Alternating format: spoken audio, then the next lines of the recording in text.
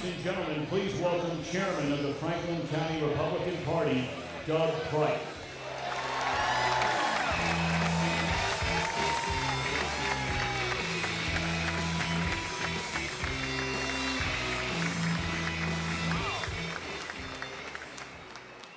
Wow, what a good morning and welcome, and what a magnificent crowd here today. Welcome one and all. What a great crowd, and if you're like me, and I guess a few of you must be because you've shown up this morning, you may be thinking there might be an announcement of something we've been waiting for an awfully long time.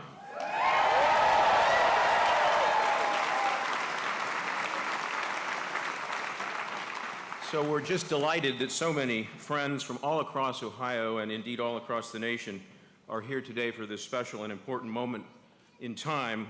It's a special day for Ohio, for OHIO. Hey, let's try that. OH. OH. Magnificent. Speaking of OHIO, we're surrounded, if you look around, by those famous words of the alma mater, Carmen, Ohio, etched in stone all around us, a sweet and solemn melody with words so familiar to any Ohio Stater and really any Ohioan and beyond, echoing memories of campus days and youthful triumphs and of the beginnings of big dreams to come. How about those words, while our hearts rebounding thrill, and how firm thy friendship? Well, to formally welcome the world to campus today, I'd like to introduce a man who caused a lot of hearts to rebound and thrill due to his extraordinary athletic talents and triumphs on the football field. A man whose firm friendship to Ohio State is unparalleled. He served ably as the president and CEO of the Ohio State Alumni Association, a man who has given so much back to this institution, but also to his community and state in charitable service and exemplary service. To welcome us to this great institution, please welcome the only two-time Heisman Trophy winner in the history of the universe, Archie Griffin.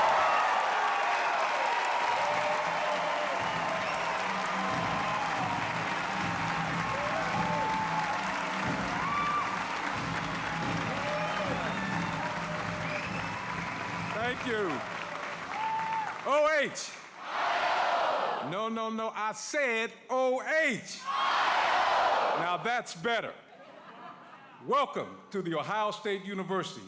As Doug mentioned, my name is Archie Griffin, and we gather today at the Ohio Union, the hub of student life, to welcome back one of our own.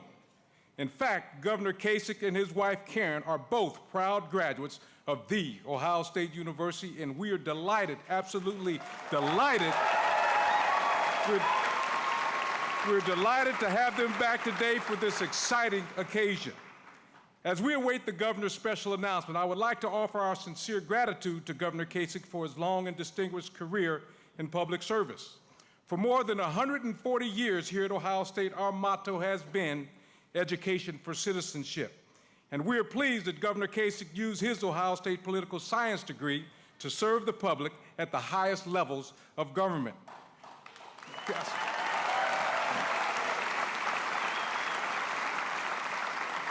And we are especially honored that the governor would choose to make today's big announcement at his alma mater.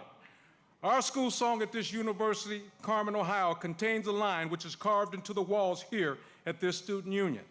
That line is, "How firm thy friendship, Ohio." And over the years, we can say that John Kasich has been a firm friend of this university. From his days as a state senator to his time in Congress to his 2 terms as governor, Governor Kasich has always been a true supporter of Ohio State and higher education in Ohio. And I've come to know Governor Kasich over the years, and I can tell you he gets it done. And we all wish this Buckeye family the very, very best. I hope everyone enjoys their visit to our campus, and as always, go Bucks! Thank you.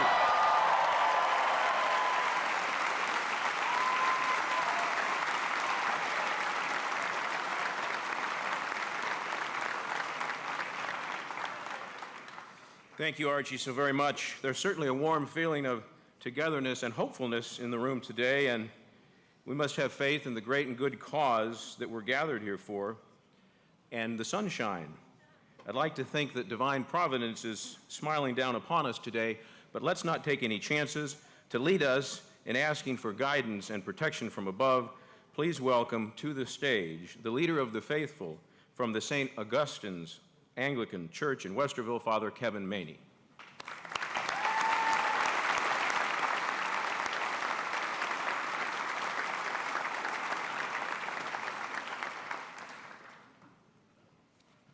Good morning.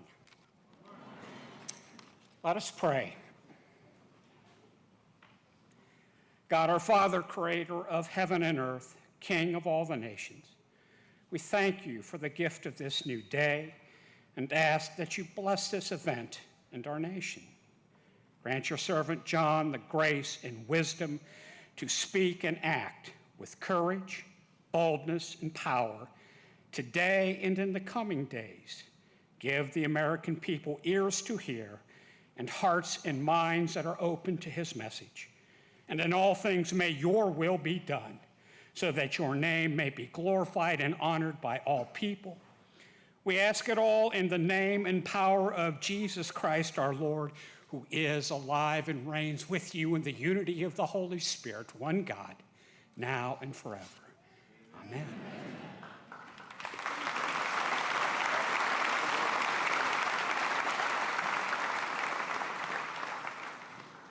Thank you, Father. Ladies and gentlemen, it is a common act of respect that we voluntarily pledge allegiance to our flag. But before we do so, may I ask you to recognize some uncommon citizens in our presence. Ladies and gentlemen, the hymn on the wall says, "The seasons pass and the years will roll."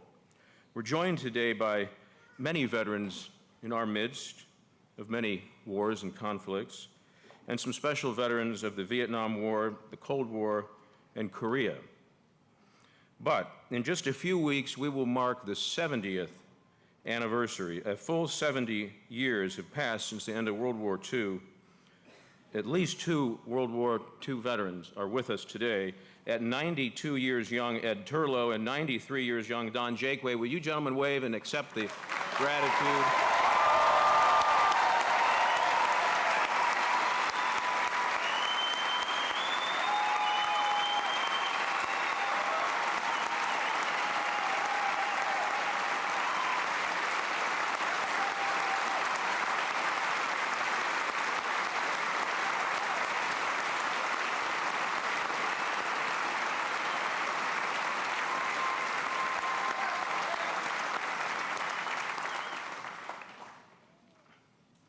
Another man of uncommon courage and faith. Governor Kasich asked him to serve as his Director of Veterans Services because of his lifetime of service. Now retired, he continues to serve his state and country as Ohio's representative to the World War I Centennial Commission. His plane was shot down over Vietnam, and he spent 5 unspeakably terrible years in the too casually called Hanoi Hilton.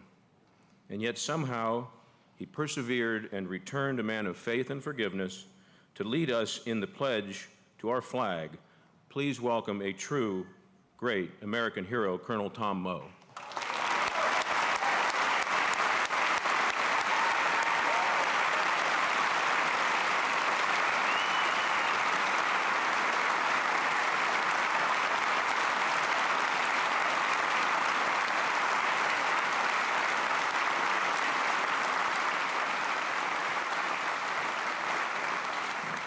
Thank you, ladies and gentlemen. Won't you join me now as we recommit ourselves to our wonderful country through the Pledge of Allegiance to our beautiful flag. I pledge allegiance to the flag of the United States of America and to the republic for which it stands, one nation, under God, indivisible, with liberty and justice for all. Thank you all.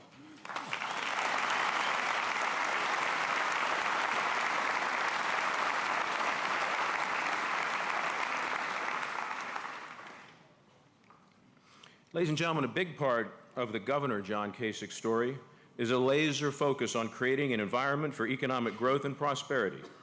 Here's a story of a couple of dreamers. Kathleen Dewey is the co-founder and president of the Mount Carmel Brewing Company in Cincinnati. For the past 10 years, she and her husband Mike have worked together to build their dream, putting their whole heart and, like most small business owners, whole life savings into their work. It's paying off, and they're an emerging success story in Ohio's growing craft beer industry. In fact, their success has earned them this year's Emerging Excellence Award from the Claremont County Chamber of Commerce. Please join me in welcoming Kathleen.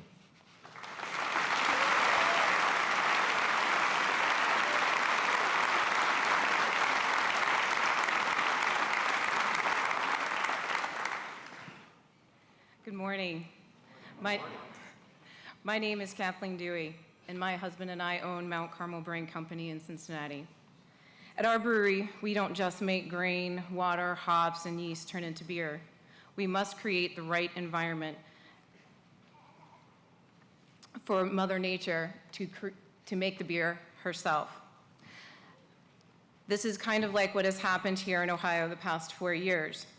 Governor Kasich says that government doesn't create jobs, people do. As governor, John Kasich has helped create the right conditions for Ohioans to do what they do best, create small businesses, create jobs, create great beer, create a better future for themselves. I'm not here as a Republican or a Democrat. I'm a political independent who votes my conscience. I'm here because my husband and I are among the many people across our state who have been able to push their dreams forward, not just because of our own hard work and the work of our employees, but because of John Kasich's ideas and hard work too. Thank you, Governor.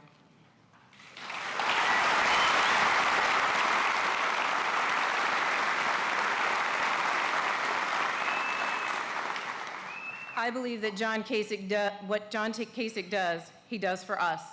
Eliminating taxes on small business, balancing budgets, a common sense approach to government. All of these things are creating the conditions for Ohioans to thrive and pursue their dreams. Just think of what America would be like if those kinds of things happened everywhere. Thank you.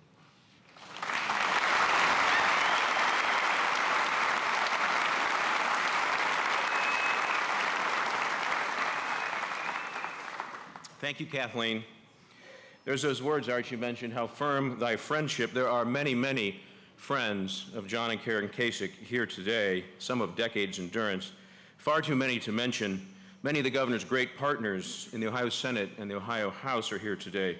But at the risk of missing someone, I'm still going to ask you to recognize and welcome just a few very quickly that I see in the crowd. The chairman of the Ohio Republican Party, Matt Borges. Please welcome Matt.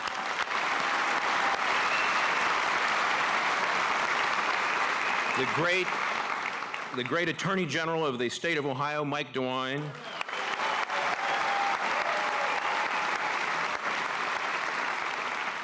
Great public servant, Auditor of State, David Yost.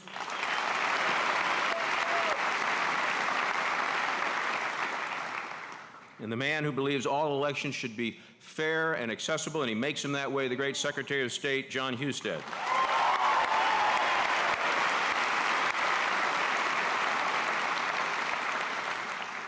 We're joined by at least two members of Congress here today, great old friends and colleagues of the governor, Pat Tiberi and Steve Stivers.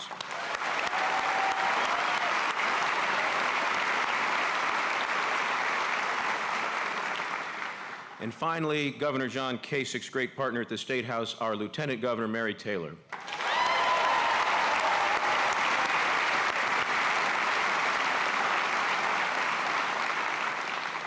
Thank you. Well, another good friend of John Kasich's made a special trip here today from New Hampshire to be with us. Why? Because he knows John Kasich's extraordinary ability and leadership skills. How's that? Well, in large part because he is a man of extraordinary ability and achievement himself. So he recognizes what it takes to take on great challenges and put together the teams with resolve and resilience to succeed. Great challenges like balancing the federal budget, like reforming Washington and taking on Pentagon waste. He knows this because he was there and fought alongside John Kasich, elected to the United States House of Representatives from New Hampshire. His own exemplary service took him to the United States Senate, where he continued the fight. Ladies and gentlemen, who better to tell us what it took and what it takes? Did I mention he's from New Hampshire, by the way? What it took and what it... Thank you. Thank you. Thank you.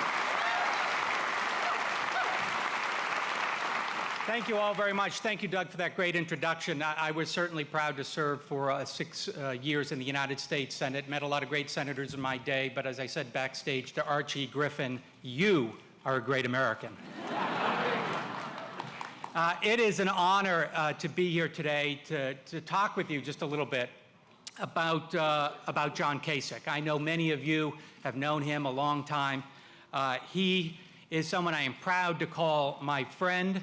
I've spent a great deal of time with him. He's been a mentor. He's been a great leader in Congress. But maybe most importantly today, I believe he will be the next president of the United States.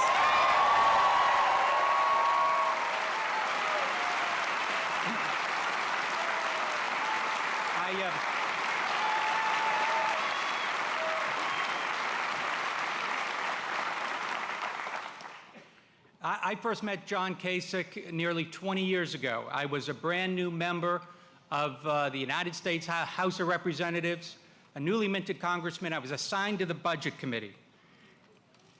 And as soon as I went to the committee room in Washington and met John Kasich, I knew right then he was a special person.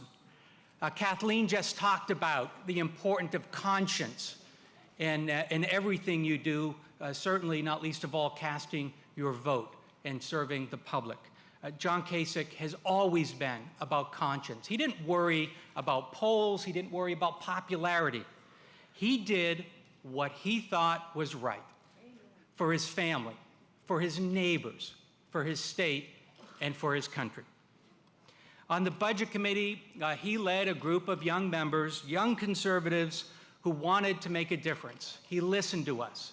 He debated. He argued. And at the end of the day, he helped us achieve things that we honestly did not think we had in us. I saw firsthand the energy and the skill and the dedication that he brought to that fight to get America's financial house in order.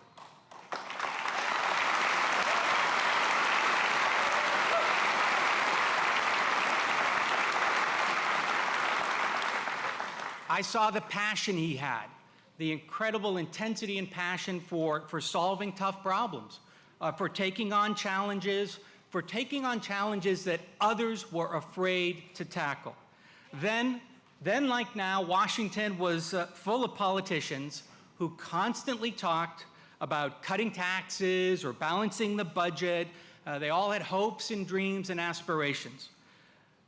But John Kasich has never been much of a politician so much as a leader. He wasn't about talk. He knew talk was cheap. He took on the challenge. He cut spending. He took on special interests. He cut taxes. He led the way to America's first balanced budget since man walked on the moon.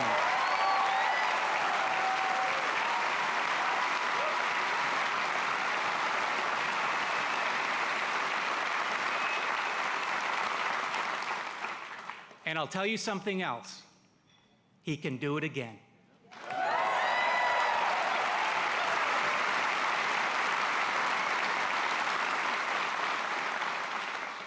On the Armed Services Committee, John Kasich led the way to fight fraud, to cut wasteful Pentagon spending, taking billions of dollars back and reinvesting it in the men and women who serve our country in uniform.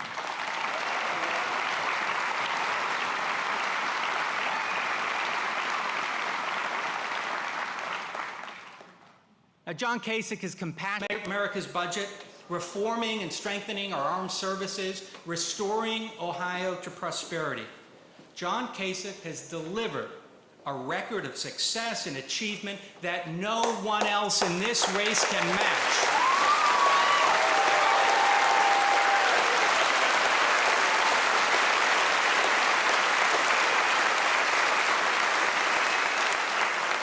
In my time in Washington, I saw hundreds of politicians in the House and the Senate talk about what they wanted to achieve.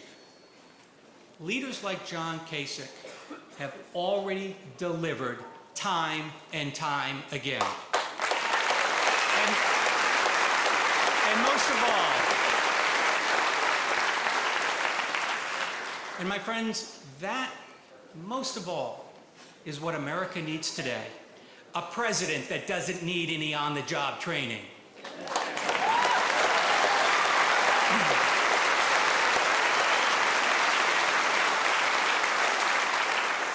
John Kasich is that leader. He's ready, he's strong, he's tough, he's honest. And that is precisely why John Kasich will be the next president of the United States. Thank you very much. Thank you.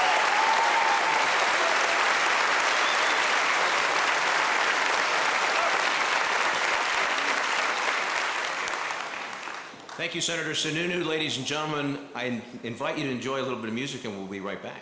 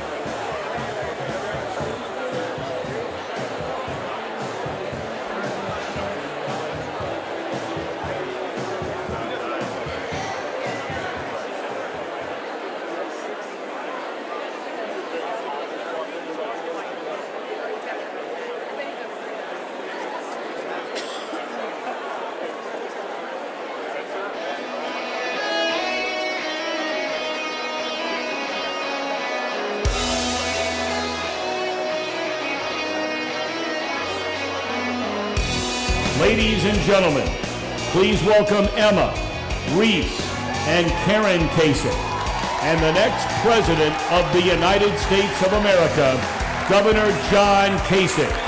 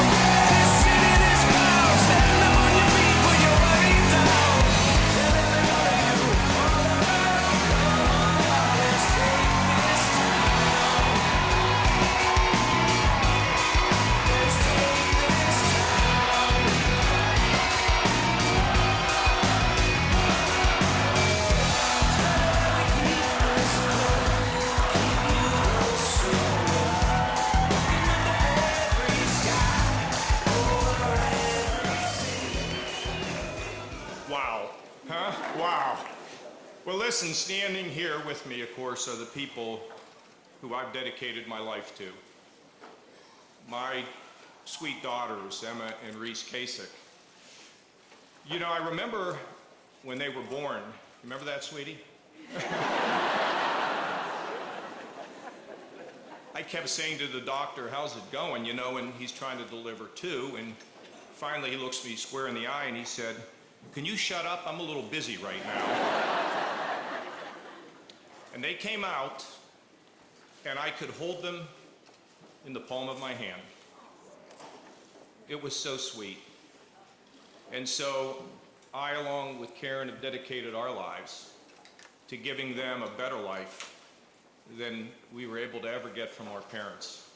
And you know what? They're doing fantastic. Emma and Reese Kasich.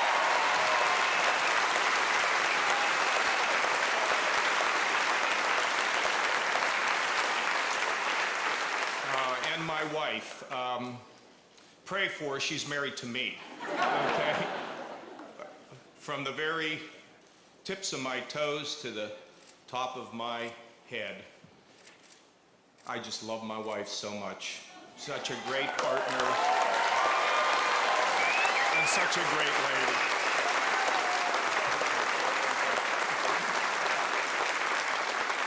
So I want to tell you that it's this whole business of the American dream, isn't it? That we can all work to make sure that next generation is going to be in a position of greater strength than what we received. And I get my inspiration from the people who came before me. And I want to tell you about a few of the ones that inspire me. I'd like to start with my Uncle Steve. Uncle Steve was a tough guy, you know, the son of a coal miner, rough and gruff and tell it like it is, and he found himself at Iwo Jima. And he looked around during that battle, and he saw a lot of people dying.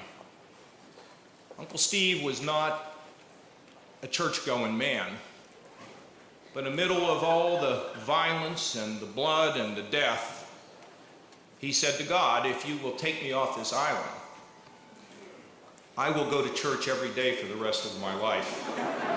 And he did. And he did. And Uncle Steve, when Uncle Steve came home from the war, the brothers all slept in the same room. They didn't have a lot. And Uncle George told me that he would have nightmares, and he would speak in Japanese. And he told his brothers, never wake me from that nightmare, because I don't know what will happen. Let me sleep and wake up on my own. And Uncle George, he's here today. He's right over here. He's 89 years old.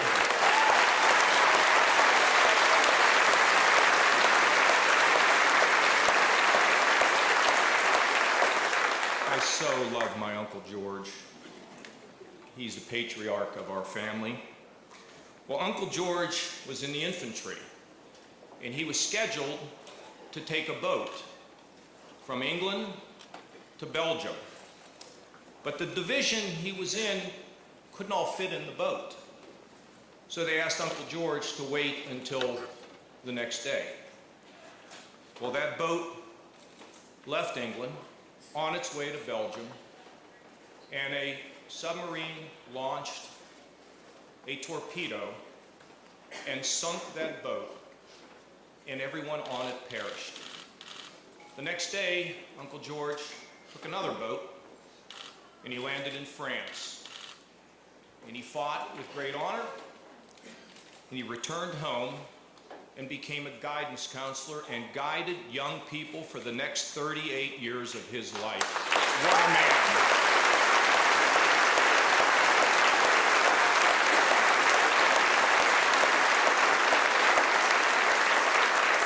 My father-in-law, we call him Popsy, grandfather, joined the Marines at the age of 17, wanted to serve his country. But I guess most important, my mom and dad. You know, Mom was, well, she was a visionary, didn't get the education. You know, her mother could barely speak English, but boy, was she smart. And if you think I have opinions, you never met my mom. And my father. He was the mailman. They called him John the Mailman. And when we laid my mother and father to rest, there were countless numbers of people who came and said, John the Mailman, he watched out for all of us. And they gave up so much. Didn't take care, I wish they'd have spent more on themselves, but it's just no matter what you told them, they weren't going to do it because it was all about the next generation. And they're the ones that have inspired me. And all of you that are here today, you're the same way, aren't you? You got those people who did so much for you, who are your heroes. They don't have to be famous. They're just people you love and that you admire. That American dream is pivotal for the future of our country. But I have to tell you, there are a lot of people in America today who are not sure that that American dream is possible, that that American dream is alive. And I can understand their concerns. You know, when I was a kid, you went out and you got a job and you worked at that job your entire lifetime. You got your health care, you got your retirement, and everything was good. Today, you could be a 51-year-old man, and one day after serving and doing everything the right way, somebody walks into your office and says, I'm sorry, but we don't need you anymore. Can you imagine that conversation? Could you imagine that dad when he's driving home, or that mom when she's driving home? They lose confidence. They wonder what their future is. Can they get another job? Can they support their family? Will anybody be there to help them? Or how about moms and dads today? They send their kids to college. Many of these young people ringing up massive amounts of debt, trying to get an education, and they're living in the attic. And mom and dad are wondering, will they get a job? Will they pay their bills? What kind of a future are they going to have? Or at the same time, we can also think about what all of us fear greatly, and that is the problems of bad health. Can I afford those expensive drugs that I need to survive? What is it going to cost me to get treatment, just not for myself, but for one of the loved ones in my family? Will I be bankrupted and lose everything I have? Everything I've worked for? It's a real fear. Or the fear of the tsunami of drugs. It's everywhere, isn't it? The kids that are here, and there are many of them, don't do drugs. Don't put that big 1,000-pound pack on your back and keep you from your God-given purpose. But all moms and dads worry that those drugs are going to wash away our own neighborhoods and maybe wash away our children. And how about those that struggle to make ends meet? There's some people just say, oh, well, just work harder or pull yourself up by your bootstraps. I believe in all that. Some people just don't have the fortune that many of us have. And they struggle. They struggle for a whole lifetime, and they worry that can they rise? Can they pull the rest of their family members up the ladder, the promise of America, and they worry about it? Or how about if you're a member of the minority community, an African American? You wonder, the system, I think, sometimes doesn't just work for me, but sometimes I feel like that system works against me. You think about the troubles that many of our African Americans still face today in a world where we have worked to provide equal rights and opportunities. Sometimes they're not so sure, and I don't blame them. Or how about all of us? We pick up the paper, it's Chattanooga, it's Fort Hood, it's ISIS. Are we safe? Are we going to be safe to go to the mall? Are we safe to leave our homes? These are the worries that many Americans have. But I have to tell you, as serious as these are, and they are very serious, we've had a lot worse. Much worse in this country. Think about it. The Civil War, you remember reading about it? I mean, it's not just neighbors fighting against neighbors, but it was even family members, kin, fighting against one another and killing one another on a battlefield right in America. How about the racial violence that we experienced in this country? The early days of television, when they put the dogs and the gas and the batons on people of another color, or the world wars, where many in our families never came home, leaving widows and children without a dad. Or the Depression. The Depression. Ask your grandfather, ask your mom and dad about that Depression. My father used to say that he'd go down to the store and get some food for the family, and the guy would say, we'll put it on your bill. There was no bill. That's what it took for America to get through the Depression.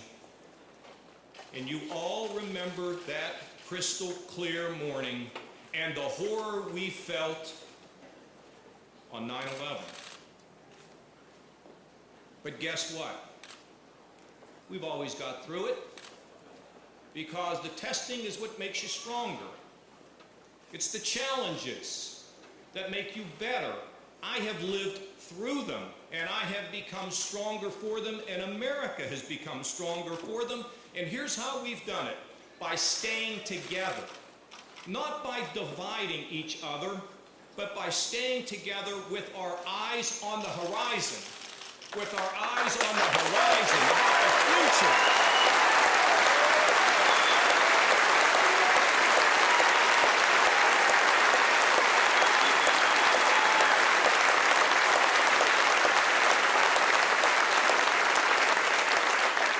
We have a little town in Ohio called Wilmington. They followed that formula. And let me tell you about these folks. They played by the rules. Worked every day, highly productive, teamwork. And one day an employer said, we're leaving. We're out of here. And thousands of people, thousands of hardworking, God-fearing people like your neighbors went from getting a paycheck on a Friday afternoon to visiting a food pantry so they could feed their kids. I was down there in 2010 after this earthquake, economic earthquake, hit Wilmington. We had a campaign bus. My wife was with me. We walked through that food pantry. We looked at the people, and preachers and civil servants and leaders and caregivers. They were at the food pantry, but they hadn't lost any hope because they had their eyes on the horizon. We got back on that bus. I will never forget it as long as I live. We got back on that bus, and I said, folks, do you understand? Some of them had been with me for a long time, so they got it. But some of the others were rookies. They said, do you understand what we are doing here? This isn't a political campaign. And by the way, either will this be. This is not a political campaign. Did you see those people? Did you see the tears in their eyes?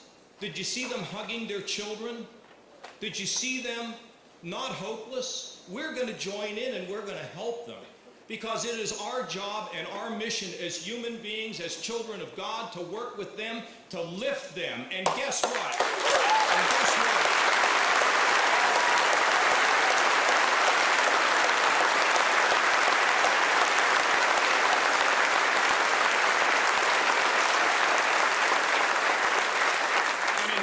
Today, the sun's coming up.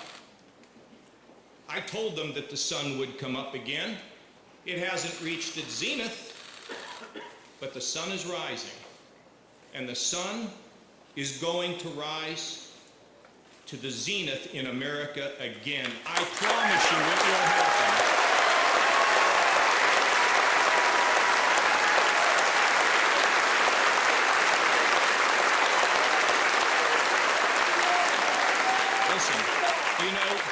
You know who does this? See, it's you and me.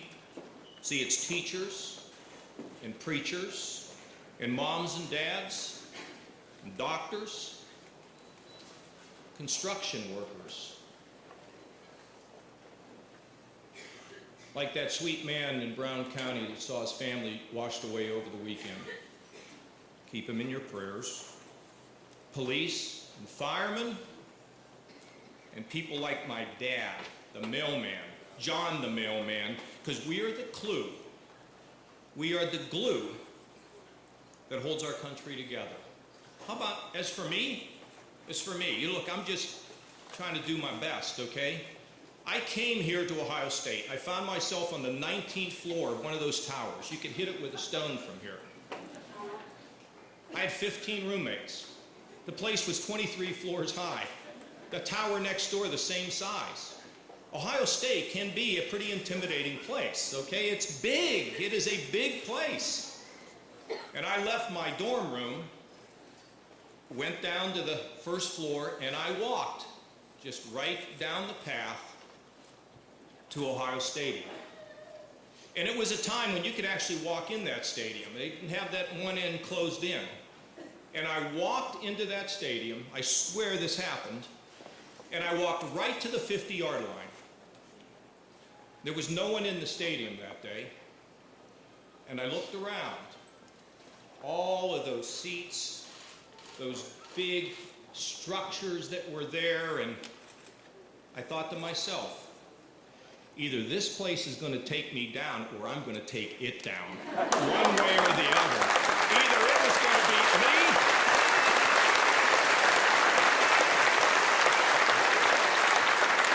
either it was going to be me or it was going to be a place, kids, because you'll face it someday, to help me move forward. You know what's amazing? I'm back here today. You could throw a stone and hit that stadium, or you could hit that dormitory so many years later. And guess what? I am here to ask you for your prayers, for your support, for your efforts, because I have decided to run for President of the United States.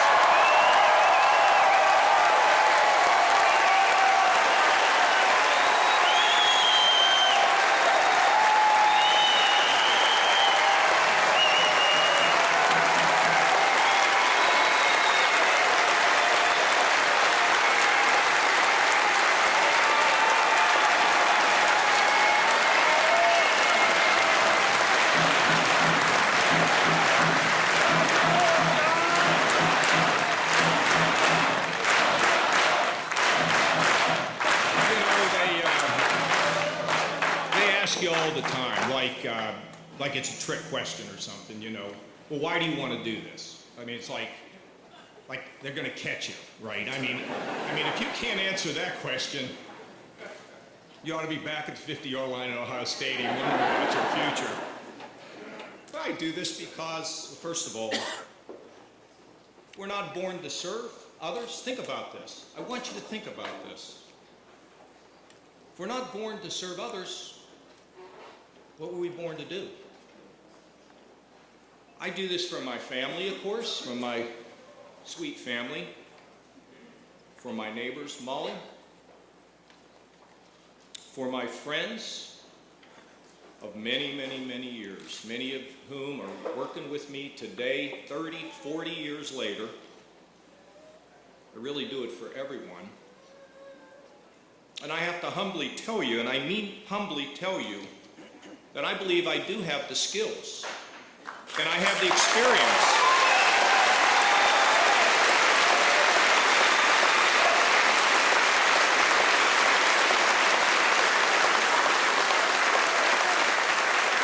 I have the experience and the testing.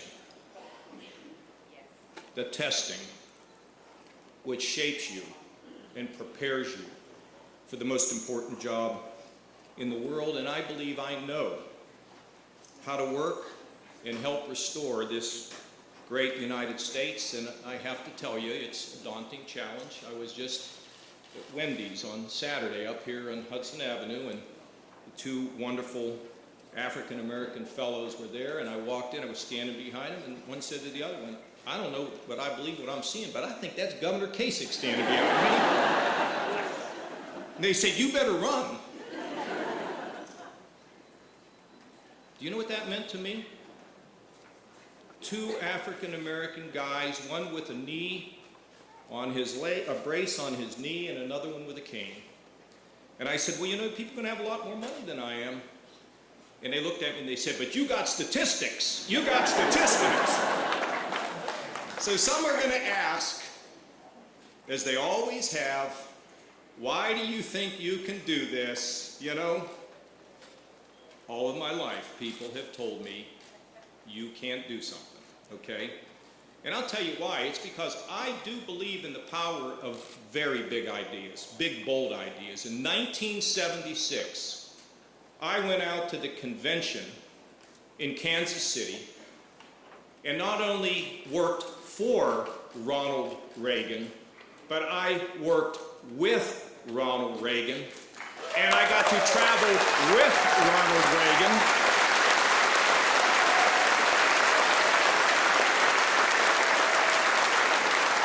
Yeah, I actually knew the guy, okay? The real guy, not from a history book. He lost at that convention. I'd been managing, I think, 5 states for him at that convention. I mean, you talk about lightning striking me. I was 24 years old. I walked in. They were one man short and said, could you manage 5 states for the governor? I had no idea what they were saying. I said, of course I could, okay? I had no idea about it. Well, he lost, as you know. And I was there when he met with his closest advisors. And he said, we've lost the battle. We haven't lost any war, because we'll all be back. And I'm going to fix America with all of your help. And of course he did. And it further cemented my notion that big ideas change the world. Big ideas change the world.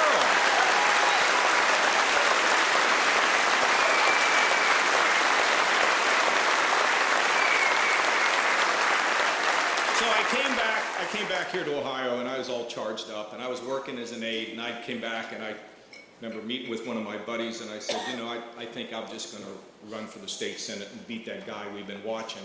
And I remember he was drinking something, and it fell on the floor when I told him that. People, look, I was 24 and a half years old. I had no relatives that lived in the state. I didn't really know anybody, but I had a big idea. And you know what we did? We went out and we got moms and dads, a lot of moms, who went door to door and rang doorbells. And the weekend before the election, One of the local newspapers said he's a fine young man, but he has no chance to win. Well, I won that election. With the help of the army of volunteers, I went on to chair the Health Committee, where I learned to work across the aisle because the House was run by Democrats, and that is where I learned that policy is far more important than politics, ideology, or any of the other nonsense we see.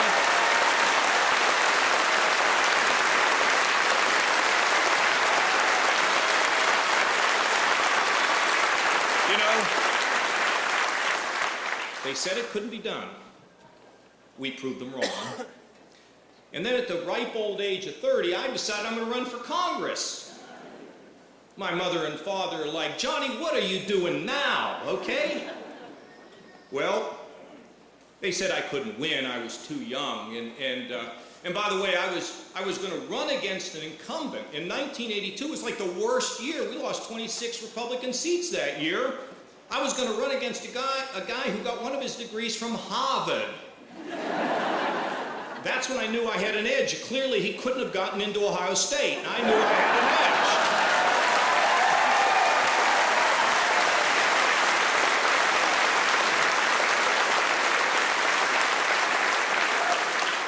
And in 1982, I was the only Republican in America to defeat an incumbent Democrat all across this country. And guess what? Here's the irony. I got to go to Washington and work with President Ronald Reagan. You know? They said it couldn't be done, and we proved them wrong again. And then I got down to Washington and got on the Armed Services Committee, where I served for 18 years on national security, and I was there just the blink of an eye, and I discovered that these hammers and screwdrivers had cost thousands of dollars, and it was taking the resources from the people that needed it, who were serving in the military. We were wasting money, and I said, we need to clean this up. And they're like, you know, no, come on, it's the Pentagon. You forget about it, it can't happen. Well, we passed some legislation, and we made things right. We saved money, we improved the system, and we helped the military. They said it couldn't be done, and we proved them wrong again.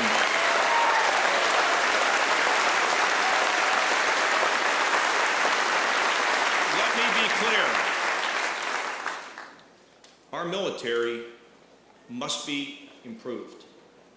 We need to cut the bureaucracy, and we need to strengthen our services. Now, I'm a person that doesn't like to spend a lot of money, but in this case, national security climbs to the very top of the heap because we must be strong and we must assume our role as leaders of the world.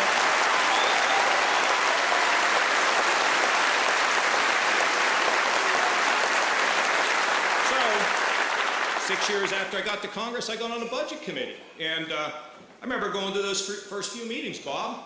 I mean, it was like terrible, and I was complaining. I was up right here at a gas station in Westerville. And I'm saying, these people don't want to do anything. And some guy walked around the pump and he looked me square in the eye and said, things are so bad, what are you going to do about them? So I flew down to Washington. I met with my staff, about 6 of them.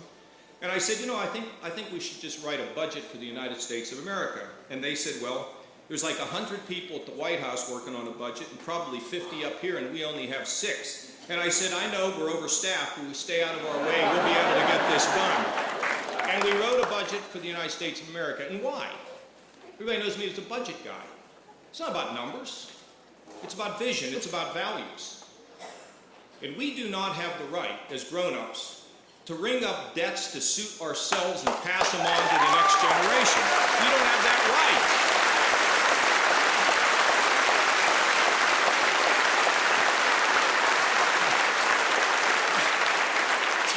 10 years of my life I worked at this. My first budget was 405 to 30. I had to 30. My staff was depressed. I thought we were doing pretty well. That's how I was. Well, we just kept at it and kept at it and kept at it. And you heard my great friend John Sununu. By the way, one of the he's a wonderful, wonderful man. If John Sununu had not come to me and told me he was going to help me in New Hampshire, I wouldn't have done this. I've just got to tell you, he is remarkable. And we did it together. And the politicians didn't care about it. They didn't care about anything, about being reelected. They cared about fixing America, Pat. They cared about getting the budget balanced and getting the economy going. You know what? They said it couldn't be done. They said it was too big, too hard, too much politics. And we proved them wrong again, and we balanced that federal budget. We balanced it.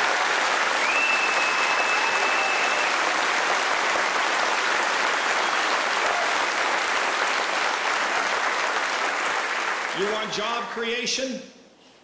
You balance the books. Am I right? You balance the books. And if I'm president, or maybe I should say when I am president,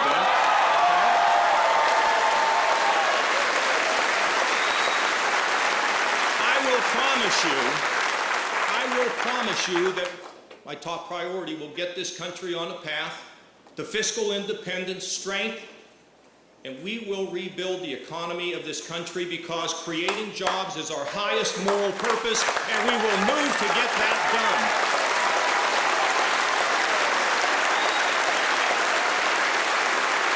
And by the way, how about a little balanced budget amendment to the Constitution so Congress will start doing its job? Huh? So I left. Well, I left Washington and had a great time.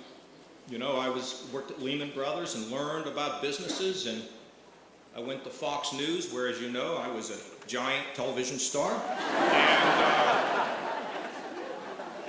I had a great time, but you know, I had a calling. It was like, here's kind of how it went.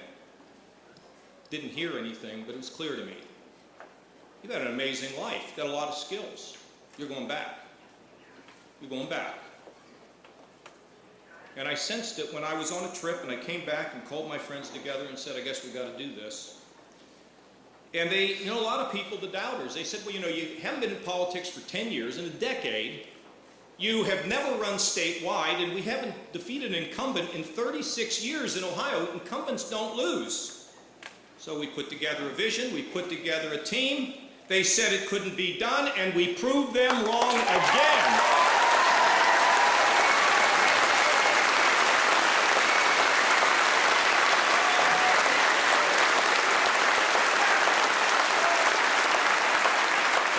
We took over the reins, but you know, we didn't go unprepared. We knew what we wanted to do, because I'm going to tell you,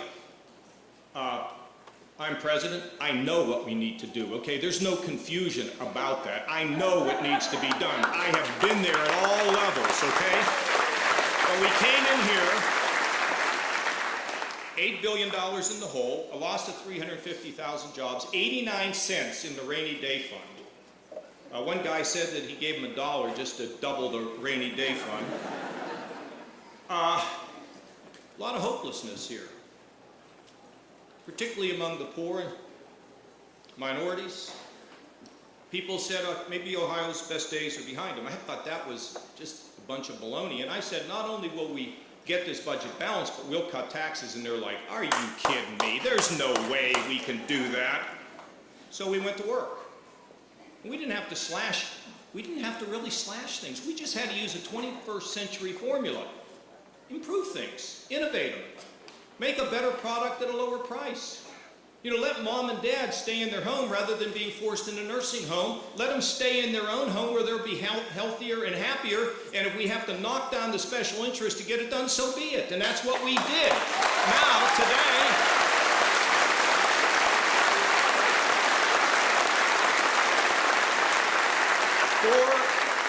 years later, $8 billion in the hole, $2 billion surplus, a loss of 350,000 jobs, a gain of 350,000 jobs, and tax cuts of $5 billion, the largest in the country.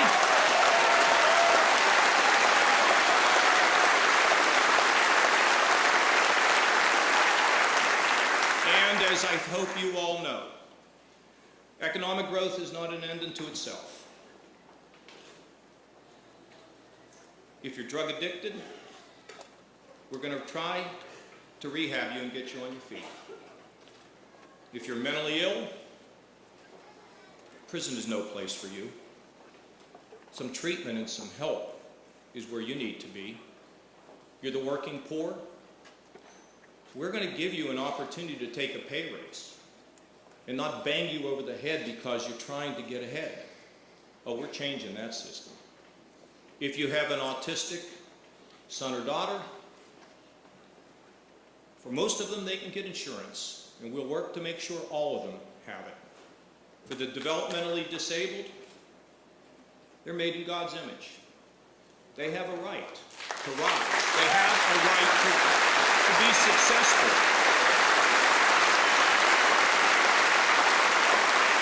And with all this, they said it couldn't be done. And guess what? We proved them wrong again.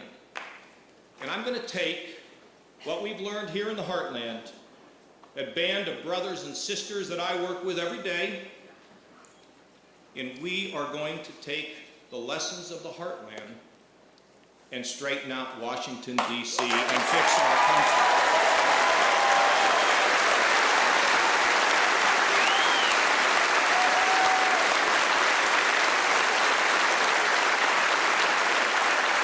Well, and now they're going to say, got a lot of them back here, they're going to say, well, nice guy or good guy or whatever or not a good guy, whatever they're going to say, okay? Well, I don't know if he can win.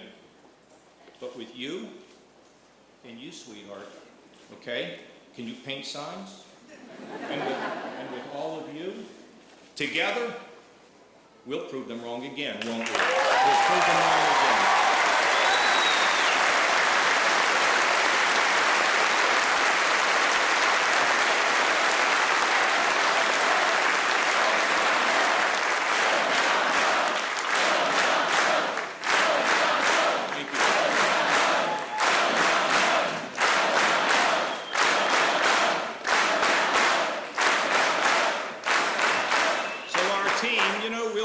Tame the bureaucracy. We'll restore some common sense.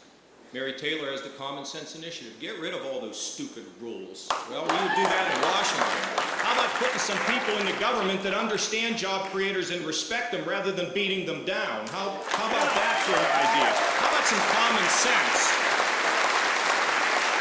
And make America stronger militarily. But folks, here's the thing that I want to say to you, and I said this at my inaugural. Some people think they just don't matter in this. Do you know how wrong that is? We got this Holocaust memorial, and there's a line etched that says, if you save one life, you've changed the world. Do you believe that? Do you believe that? You save one life, you've changed the world.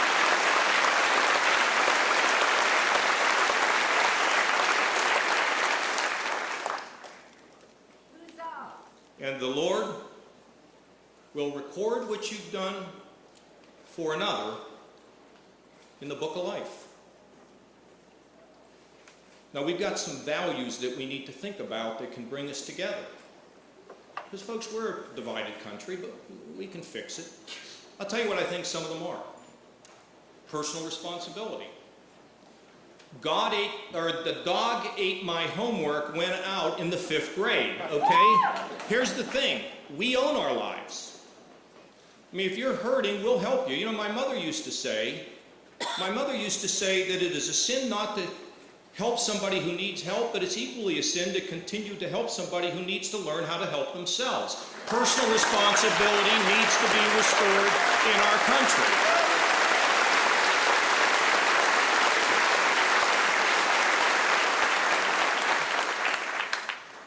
Let's teach our children.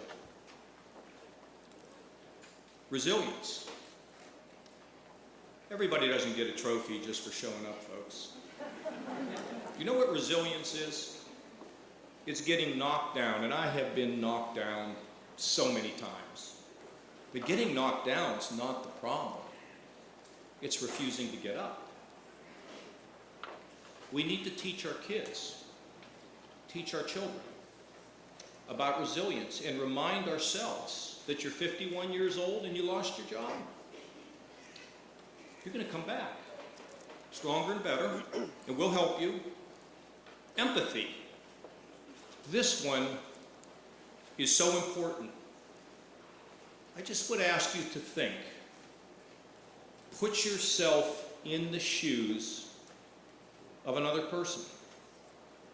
We're so quick to make judgments today in our country. Don't walk so fast. You know, yesterday I was coming downtown and there was a lady, and she was older, and she had a cane, and she was barely walking.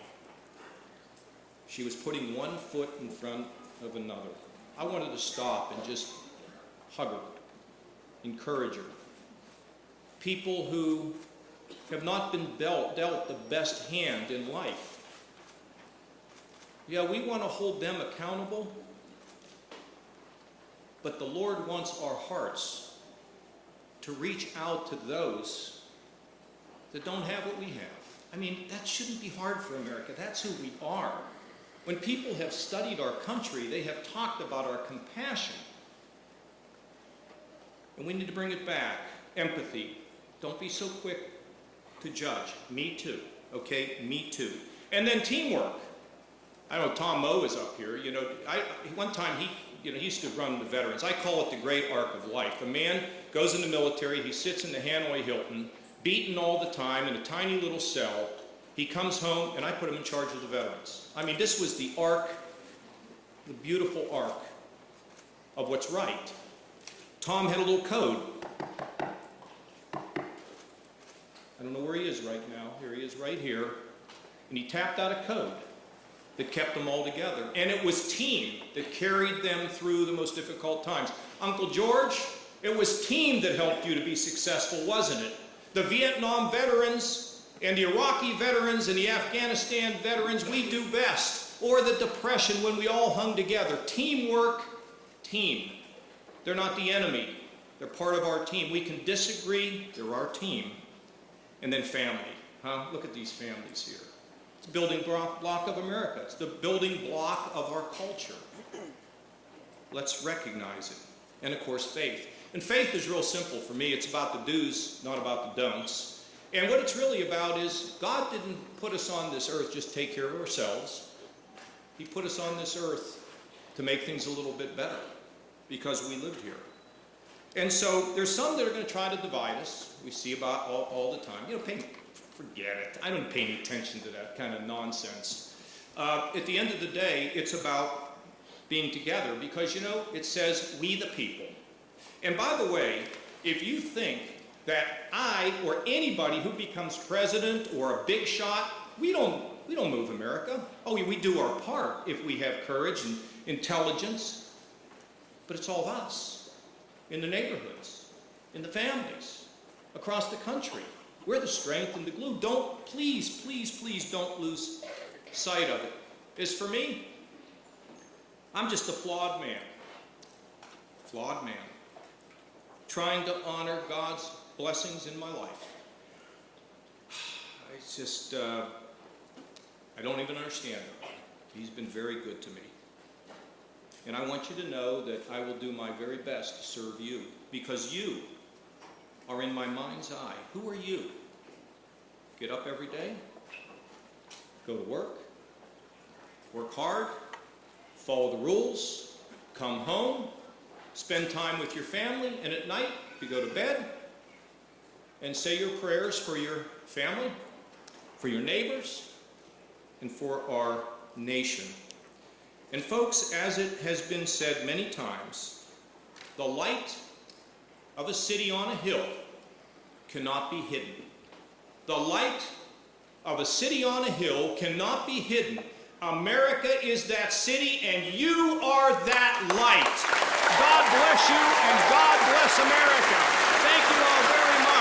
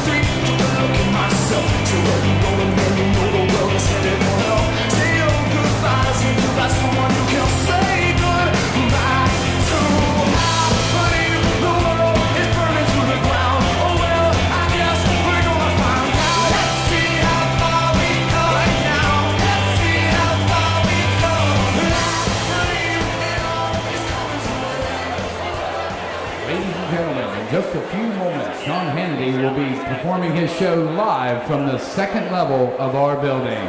Thank you.